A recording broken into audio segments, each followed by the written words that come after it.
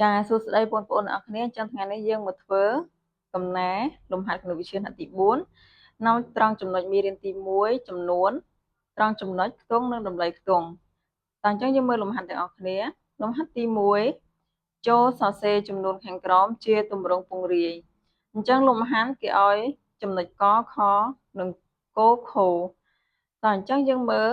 ចំនួនដែលគេឲ្យនេះគឺជាទម្រង់ធម្មតាអញ្ចឹងយើងត្រូវសរសេរទម្រង់ធម្មតានេះឲ្យទៅជាទម្រង់ពង្រាយ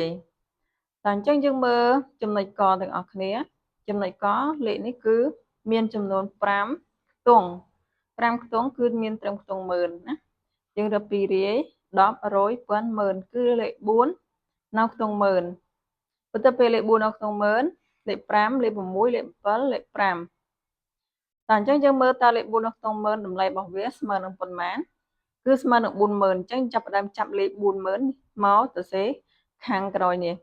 អញ្ចឹង4នៅក្នុង10000ស្មើនឹង40000យើងសរសេរលេខ40000បន្តមកទៀតយើងត្រូវយក40000ទៅបូកជាមួយនឹងខ្ទង់ពាន់ខ្ទង់ពាន់គឺលេខ5ស្មើតម្លៃរបស់វាស្មើនឹង5000អញ្ចឹងយើងបូក5000តមកទៀតយើងត្រូវ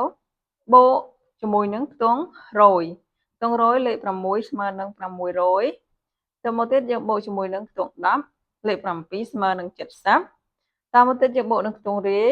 លេខ5រាយស្មើនឹង5អញ្ចឹងតម្លៃរបស់វានីមួយៗគឺ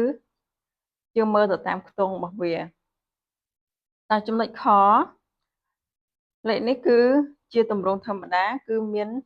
លេខ8លេខ0លេខ9លេខ6លេខ0អញ្ចឹងយើងត្រូវសរសេរលេខនេះទៅជាទម្រង់ពង្រាយលេខ8នៅខាងមុខគឺនៅក្នុង10000មានតម្លៃស្មើនឹង80000បន្តមកទៀតយើងត្រូវបូកកន្លែងនេះគេអត់បានយកលេខ0មកដាក់ដោយសារតែ0នៅខ្ទង់ពាន់វាអត់មានតម្លៃទេគឺតម្លៃរបស់វាស្មើ0ដដែលអញ្ចឹងយើងអាចរំលងបានឬមួយក៏យើងមិនបាច់រំលងក៏បានដែរយើងបូក0ពាន់មកយើងដាក់តលេខ0មួយមកបូកលេខ0តមកទៀតយើងបូក900តមកទៀតយើងបូកលេខ6នៅក្នុង10ស្មើនឹង60បន្តមកទៀតលេខ0នៅក្នុងរៀលបូកលេខ0ទេគឺតម្លៃវាគឺស្មើ0ណាបើយើងបូកឲ្យគ្រប់ខ្ទង់គឺយើងបូកបែបនោះគឺដាក់លេខ0ឲ្យគ្រប់ខ្ទង់ឲ្យគេវិញដែរអក្សរគោ89970ស្មើអញ្ចឹង80000នៅក្នុង10000ស្មើនឹង80000សរសេរលេខ80000បូកជាមួយនឹងលេខ9000នៅក្នុង1000សរសេរ9000 900សរសេរលេខ900លេខ7នៅក្នុង10ស្មើនឹង70តាមមកទៀតលេខ0នៅក្នុងរាយស្មើនឹង0រាយអញ្ចឹងយើងត្រូវបូកលេខ0រាយមួយទៀតបូកធ្វើម៉េចឲ្យគ្រប់ខ្ទង់គេតើចំណុចខលេខ9នៅខាងមុខគេគឺខ្ទង់10000ណាមានតម្លៃស្មើនឹង90000សរសេរលេខ90000បូកជាមួយនឹងខ្ទង់ពាន់5នៅក្នុងពាន់មានតម្លៃស្មើនឹង5000បូកជាមួយនឹងកន្លែងនេះគេរំលងលេខ0ទៀតដែរយើងចង់បូកលេខ0ក៏បានដែរអញ្ចឹង4នៅក្នុង10មានតម្លៃស្មើនឹង40លេខ3នៅក្នុងរាយមានតម្លៃស្មើ3អញ្ចឹងយើងបូកតាមខ្ទង់វានីមួយៗដល់ពេលដែលយើងពង្រាយបានហើយយើងសាកយកលេខទាំងអស់នេះមកបូកចូលគ្នាវិញចំនួននោះនឹងស្មើទម្រង់ធម្មតាខាងមុខវិញយល់ទេអញ្ចឹង90000បូក5000ស្មើ95000 95000បូកនឹង40ស្មើ95000 40បូកនឹង3រាយស្មើនឹង43អញ្ចឹងសរុបមកវិញគឺវាដូចទម្រង់ធម្មតានៅខាងមុខវិញទេគ្រាន់តែនេះគឺជាទម្រង់ពង្រាយដែលយើងពង្រាយវែងហើយទម្រង់ខាងមុខគឺជាទម្រង់ធម្មតាដែលវាពង្រួមខ្លីតើអញ្ចឹងយើងមើលចំណុចទី2ទាំងអស់គ្នាចូលបំពេញចន្លោះខាងក្រោមចំណុចកចំនួនគេឲ្យចំនួន77896អញ្ចឹងគេឲ្យយើងបំពេញចន្លោះដែលគេឲ្យយើងបំពេញណាអញ្ចឹងគេប្រាប់ថាលេខ7នៅខ្ទង់10000នេះអញ្ចឹងចំនួនដែលគេឲ្យនេះលេខ7មានដល់12មាននៅខ្ទង់10001មាននៅខ្ទង់1001អញ្ចឹងចាំមើលពេលគេសួរតើគេសួរនៅខ្ទង់10000ឬខ្ទង់1000លេខ7នៅខ្ទង់10000អញ្ចឹងនេះមានន័យថាគេឲ្យយើងឆ្លើយនៅខ្ទង់10000ហើយលេខ7នៅខ្ទង់10000គឺលេខដែលនៅខាងមុខគេមានតម្លៃអញ្ចឹងមានតម្លៃស្មើនឹង70000